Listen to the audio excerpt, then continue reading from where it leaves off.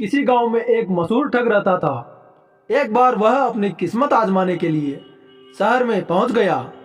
किस्मत ने साथ दिया और लोगों को खूब चकमे देकर उसने बहुत सामान तथा रुपए पैसा बना लिया। इस सारे सामान को एक बोरे में भरकर जब वह गांव लौट रहा था, तभी रास्ते में एक दूसरे ठग से उसकी भिड़ंत हो गई। गांव का ठग इस बात को समझ गया था कि वह भी कोई उस्ताद है, लेकिन वह भी उस्तादों का उस्ताद है। दोनों उस्ताद एक जगह बैठ गई। आपस में जान पहचान हुई। गांव के ठग ने बताया कि उसका नाम आयाराम है। दूसरे ने अपना नाम गयाराम बताया। आयाराम गयाराम दोनों आपस में बैठकर बातें करने लगे। गयाराम की नजर आयाराम के बोरे पर थी। उसने पूछा, उस्ताद, यह तो बताओ कि कहां से आ रहे हो? आयाराम बोला, क्या बताऊं दोस्त, इन दिनों काफी मंदी चल रही है। खेतों की पैदावार मारी गई। सोचा शहर जाकर खाद ले आऊं, इसलिए शहर चला गया था। गयाराम को मालूम था कि वह शहर से बहुत सारा सामान और रुपए पैसा बोरी में भरकर ला रहा है। अनजान बनते हुए उसने कहा, ओ, तो इस बोरे में खाद ला रहे हो? आयाराम अत्यंत दीनहीन बनता हुआ बोला, हाँ, खेतों के लिए खाद तो जरूरी है। सस्ती कीमत पर मिल रही है, सोचा लेता चलूं। बहुत अच्छा किया, खेत में खाद पड़ जाए तो पैदावार बढ़ जाती है। कहते हुए गयाराम ने बोरे को पलटना चाहा। असली खाद लाए हो ना, कहीं नकली ले आओ? बोरे से उसका हाथ छुड़ाते हुए आयाराम ने उत्तर दिया, ना ना, एकदम ताजी और बढ़िया है।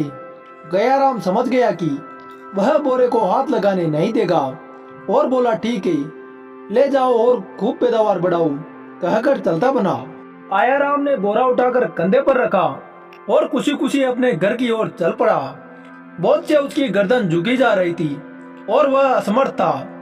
उधर गयाराम किसी तरह छिपता छुपाता उसके रास्ते में कुछ दूर आगे निकला और चांदी के तारों से मड़ी हुई एक सुंदर जूती बीच रास्ते में छोड़ दी। आयाराम जब उस जगह पहुंचा तो उसने चांदी की सुंदर जूती को रास्ते में पड़ी पाया। उसके मन में आया कि जूती को उठा लूं, किंतु एक अकेली जूती किस काम की? यह सोचकर वह जूती को वहीं छोड़कर आगे बढ़ गया। कुछ दूर चलने पर उसे दूसरी जूती दिखाई दी। वह बहुत खुश हुआ। अब उसका जोड़ा बना है। सोचा उसे उठा लाता तो अच्छा होता, लेकिन अभी भी क्या बिगड़ा है। उसने बोरे को उतारकर नीचे रख दिया। आसपास देखा कोई नहीं था। वह जूती लेने के लिए पीछे लौट गया। वापस लौटने पर आयाराम ने देखा कि उसका बोरा गायब है। उसे समझते देर न लगी कि बरखुदार ने अपनी उस्तादी दिखाने में कसर नहीं छोड़ी। आखिर वह बोरे को उड़ाकर ले ही गया। कोई बात नहीं, जाएगा कहाँ। अगले दिन गयाराम का पता पूछते हुए वह उसके घर पहुंचा। वहां पहुंचने पर पता चला कि वह घर पर नहीं है, जबकि गयाराम कहीं गया नहीं था। उसने बोरे को ले जाकर घर के पीछे मिट्टी के अंदर गाड़ दिया और घर के पास एक सूखे कुएं में जा छिपा। वह जानता था कि आयाराम अपना बोरा लेने जरूर आ जाएगा और यदि उसे मालूम हुआ कि मैं घर पर हूँ तो बिना कमाल दिखाएगा हिलेगा नहीं। गयाराम को घर पर न पाकर वह मकान के आसपास छिपकर बैठ गया।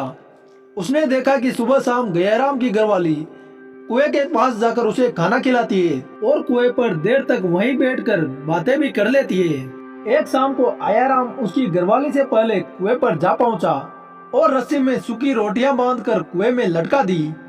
खाना आया देख गयाराम ने रोटियां ले ली। बिना सब्जी के सूखी रोटियां देखकर वो बोला, अरे भाग्यवान, रोज ही खाना बनाकर देती हो, आज क्या हो गया? सिर्फ रोटियां हैं, आज तो उन पर मक्खन भी नहीं लगाया। आयाराम पतली आवाज बनाकर बोला, मक्खन कहाँ से लगाऊं? कल से घर में खाने को कुछ नहीं है। दाल सब्जियां मक्खन सभी कुछ खत्म हो गया है। आज तो आटा भी उधार लाई हूँ। तो गयाराम बोला, अच्छा तो यह बात है, तो सुन, घर के पीछे मैंने एक बोरा दबा रखा है। उसमें कई तरह का सामान है। रुपए पैसा भी उसी में पड़ा है। उसे खोद कर निकाल ले। सब चीजों को संभाल कर रख लेना और देखना जरा होशियारी से, किसी को मालूम ना हो। पता लगते ही आयाराम चुपके से मकान के पीछे पहुंचा और अपना बोरा निकाल कर चलता बना। अंधेरा होने के बाद बढ़िया खाना लेकर घर वाली जब कुएं पर पहुंची तो गयाराम बोला, सचमुच तूने तो कमाल कर दिया, इतनी जल्दी बोरी को निकाल कर सामान भी ले आई। लेकिन ऐसी भी क्या बात थी, एक दिन आदमी रूखा सूखा भी खा लेता है। घरवाली बोली, क्या कहते हो? गयाराम बोला, ठीक तो कह रहा हूँ। अभी कुछ देर पहले तू सूखी रोटियां देकर गई थी, अब बढ़िया खाने की क्या जरूरत थी? तो घरवाली बोली, मैंने तुम्हें कब रोटियां दे दी, खाना तो अब बना है, वही लेकर आए हूँ। यह सुनकर गयाराम चौंक उठा। सोचा, कहीं उस्ताद नहले पर दहला तो नहीं लग गया।